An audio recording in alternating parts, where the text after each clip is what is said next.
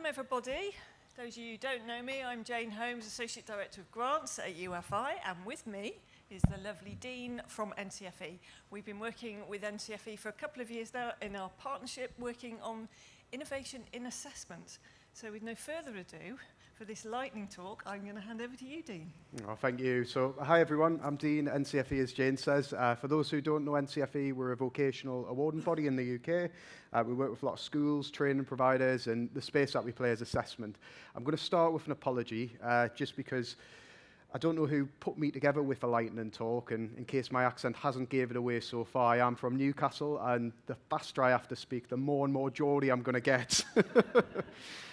So, what am I speaking about today? We're talking about these skills that make learners and people ready for work.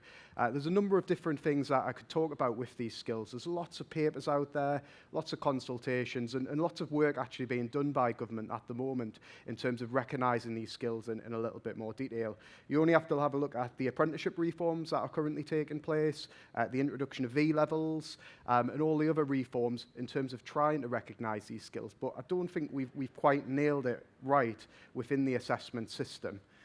I was trying to think of systems that do recognise these skills quite well, particularly when it comes to the high-stakes system. And inevitably, it drew me back to football. And for me, football, and I'm not going to spend too much time on this slide in case you're not a fan of football, but for me, football is quite an interesting area, and it made me think of this book called How to Win the Premier League. So in a past life, I was a maths teacher.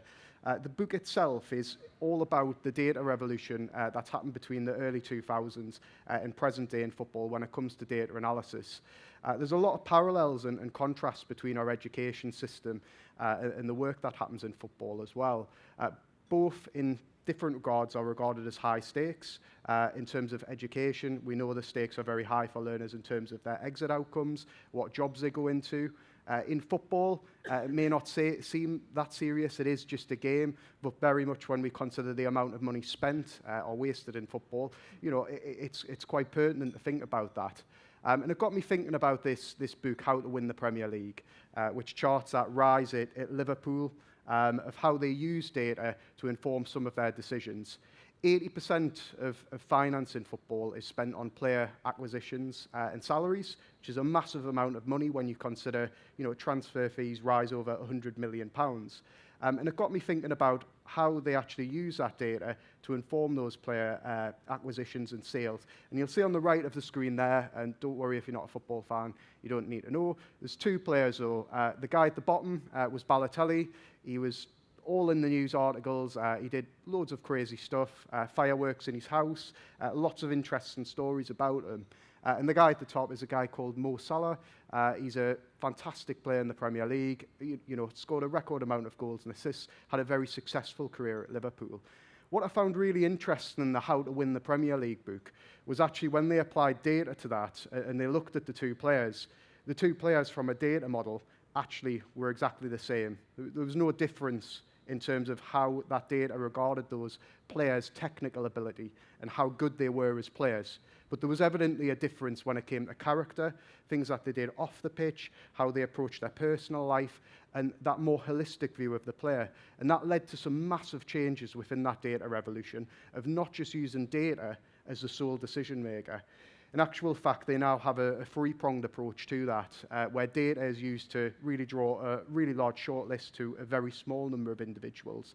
It's then stacked against things like system fit, how they complement the team, other strengths, and then the final part of the puzzle is how scouting's changed over time to develop the character and understand more about that person. And it got me thinking a little bit about our own assessment system. I obviously work at NCFE and we specialise within vocational education. There is lots of different types of assessment out there. And the UK is a leader in assessment. There's a lot of countries look to replicate that approach. So it is a very good assessment system. We have SATs on the left there. My son's going to be going through those in a few years. A GCSE maths paper in the middle. It's an area that I'm really familiar with. And the top right is part of the apprenticeship, a professional discussion. And the bottom left is, you know, an observation from teacher training. These are all types of assessment that I've personally went through. Throughout those different types of assessment, I think it's fair to say with the analogy with football, we place, particularly at earlier years, sort of pre-16, a lot of emphasis on that hard data. GCSE maths, for instance, is very much a test of recall of knowledge and application of knowledge, but we never really look at the character or a holistic view.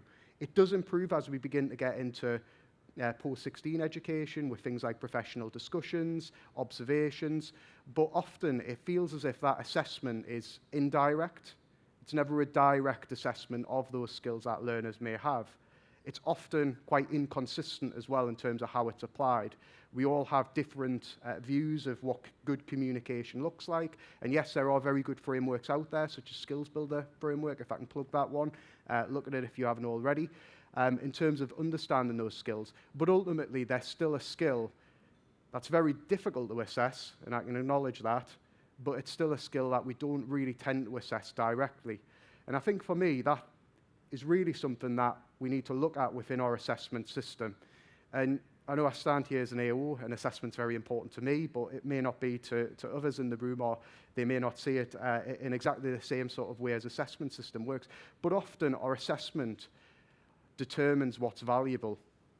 Assessment at, if I use the GCSE maths analogy as a former maths teacher, you know, that assessment and the content on that will drive ultimately what we deliver as a teacher and how much time we spend on that.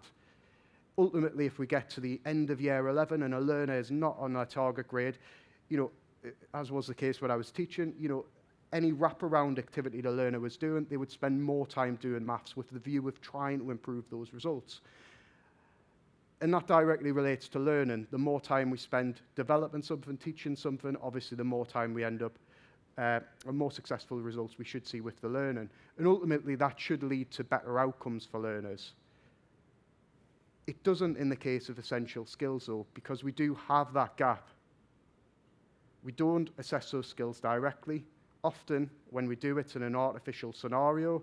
I can think of plenty times in teacher training where I was scheduled an observation, the whiteboard didn't work, so we ended up just saying, let's do it another day instead. Those are probably perfect scenarios to assess my essential skills. And also it's hard to standardize. We know from those consultations and reports, and you know, I do have one on screen from the NFER, 64% say that young people lack those important social skills.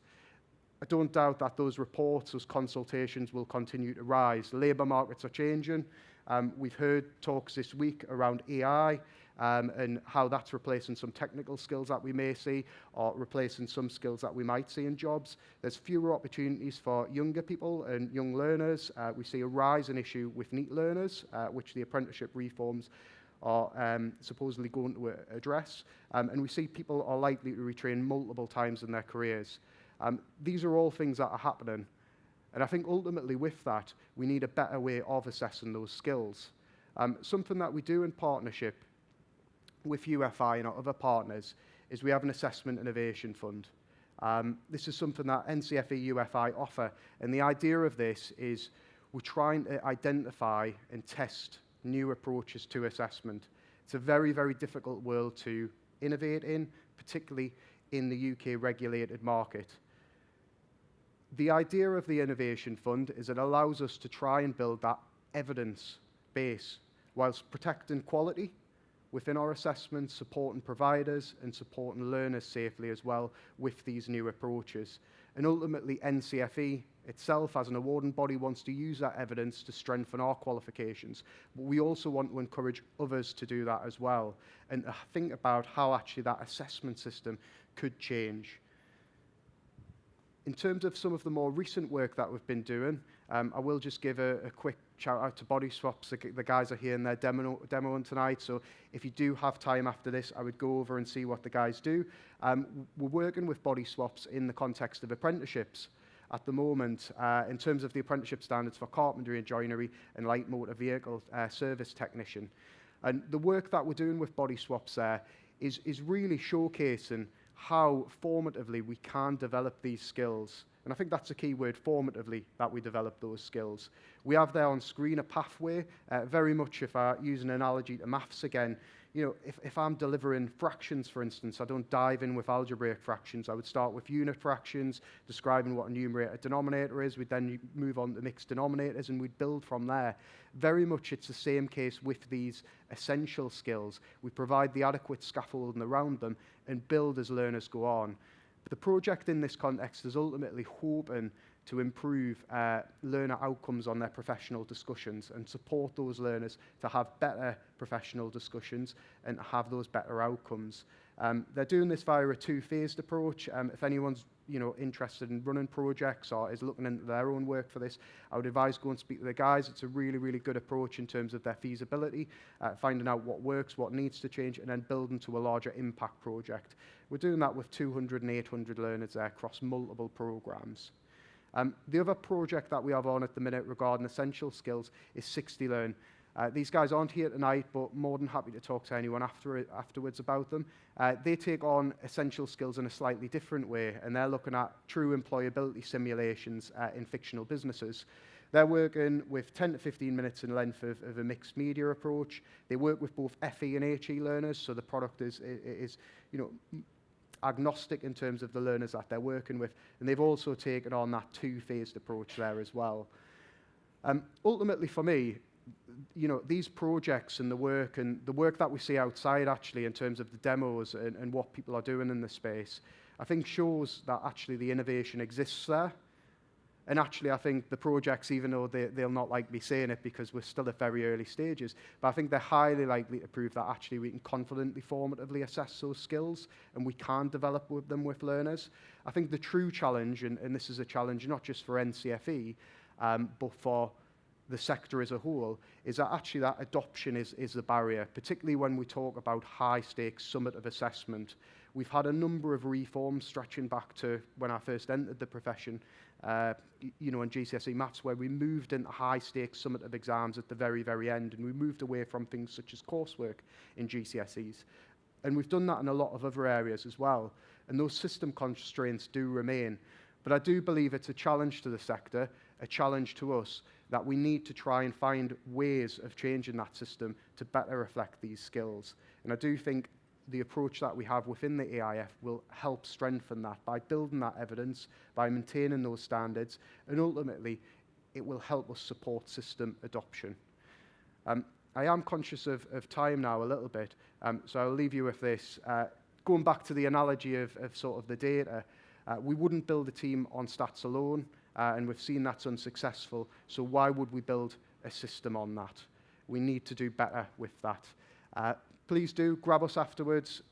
More than happy to talk to you about more of our pilots and the work that we're doing there, and thank you very much.